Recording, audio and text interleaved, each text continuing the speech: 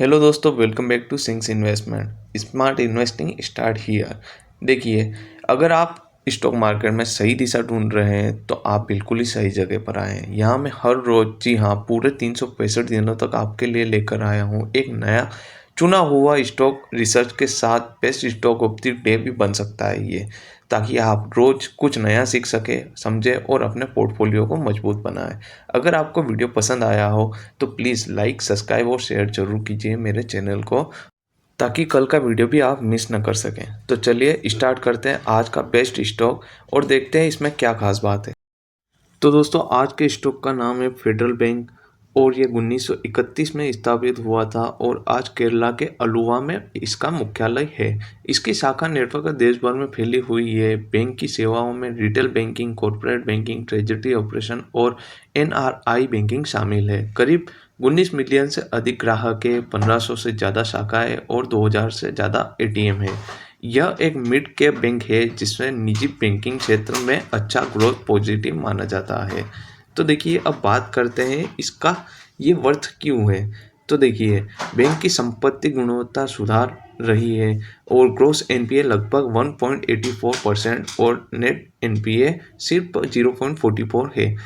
CRAR करीब 16.40% है। यह एक अच्छी सुरक्षा मंजिल है। तकनीकी संकेतों में भी यह बैंक कई समय फ्रेम में स्ट्रॉन्ग बाई की स्थिति में दिख रहा है। प्रबंधन परिवर्तन हुआ है और रणनीति में बदलाव देखने को मिल रहा है, जिससे यह नया मूवमेंट मिल सकता है। की पॉजिटिव्स की बात करें तो देखिए, एनआरआई और लिमिटेड सेगमेंट में इसकी एक अच्छी पकड़ है। यह निजी बैंकिंग में एक मजबूत निश्चित है। डिजिटल बैंकिंग और फिनटेक पहल में यह बैंक सबसे अच्छे कदम रखता है। अगर लोन बुक विदित है, इसमें रिटेल, कॉर्पोरेट और माइक्रो फाइनेंसिंग शामिल है। कम पहुंच वाले क्षेत्रों में शाखाओं का विस्तार हो रहा है। इससे उभरते बाजारों में अवसर है। देखिए, अब रिस्क भी देखना जरूरी है। बैंक का नेट इंटरेस्ट मार्जिन एनआईएम बहुत ऊंचा नहीं है, लगभग 3.12% के आसपास है। हाल ही में बैंक की लाभ प्रदर्शन दबाव में रही है। एक तिमाही में नेट प्रॉफिट लगभग 14.6% के आसपास गिर गया है। बैंकिंग क्षेत्र में प्रतिस्पर्धा बहुत बढ़ रही है और अगर ब्याज दरें कम हो रही है तो उधारदाताओं की समस्या आय को मार्जिन और भी दबाव दे सकता है। क्रेडिट रिस्क का यह अर्थव्यवस्था में गिरावट की स्थिति, एनपीएस बढ़ सकते हैं। यह बैंक के लिए जोखिम बड़ा है। देखिए, फाइनेंशियल स्नैपशॉट की बात करें तो मार्केट के लगभग 58,000 करोड़ के आसपास है। पी अनुपात लगभग 14 से 15 गुना और पीबी लगभग 1.6 गुना है। आरओई करीब 11.8% है। प्रति शेयर बुक वैल्यू लगभग 147 के आसपास है।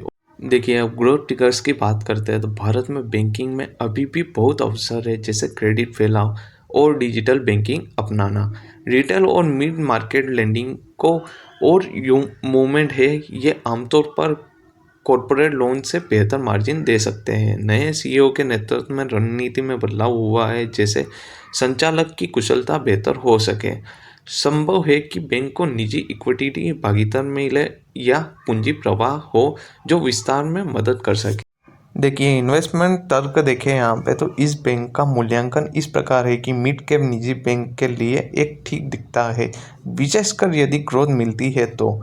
बुक वैल्यू हमें सुरक्षा मंजिल देती है। अगर आरओई बेहतर हुआ तो बाजार इसे कीमत में अच्छे से देख सकता है। अगर बैंक को लाभ वृद्धि मिलती है तो मार्जिन सुधरते हैं तो अच्छा अपसाइड हो सकता है। लेकिन यह तेज मुनाफा वाला स्टॉक नहीं है। यह मध्यतर या लॉन्ग इन्वेस्टमेंट के लिए ही जाना जाता है। यही समय चुना जाता है क्योंकि मैक्रो पर्यावरण, बैंक रणनीति व कार्यांतर बहुत मायने रखता है। देखिए, अब मैं आपको बताता हूँ कि इनमें आपको क्या ध्यान रखना चाहिए। एनआईएम और खर्च से आय अनुपात यानी कि कॉस्ट टू इनकम ट्रेड्स आपको देखना चाहिए। बैंक की क्रेडिट ग्रोथ, विशेषतर रिटेल व मिड कैप मार्केट और एनपीए में क्या हो रहा है। प्रबंधन में बदलाव, पूंजी उठाना या रणनीति साझेदारी, ये संकेत हो सकता है कि बैंक आगे बढ़ने वाला है। देखिए, फेडरल बैंक आपके लिए चॉइस क्यों हो सकता है। यह एक संतुलित निजी बैंक है जिसमें संपत्ति गुणवत्ता सुधर रही है और ग्रोथ की दिशा में कदम उठा रहे हैं। यह एक मूल्यांकन ऐसा है कि हमें एक प्रकार की सुरक्षा बफर मिलता है। बैंकिंग सेक्टर में आने वाले अवसरों में इसे लाभ मिलना संभावित है, लेकिन याद रखें एग्जीक्यूशन और मैक्रो परिस्थितियाँ बहुत मायने रखती है। देखिए, अगर आप लॉन्ग टर्म यानी कि 5 से 7 साल के लिए इसमें इन्वेस्ट करना चाहते हैं अपने पेशेंस के साथ, तो फेडरल बैंक आपके लिए विचार सूची में शामिल हो सकता है।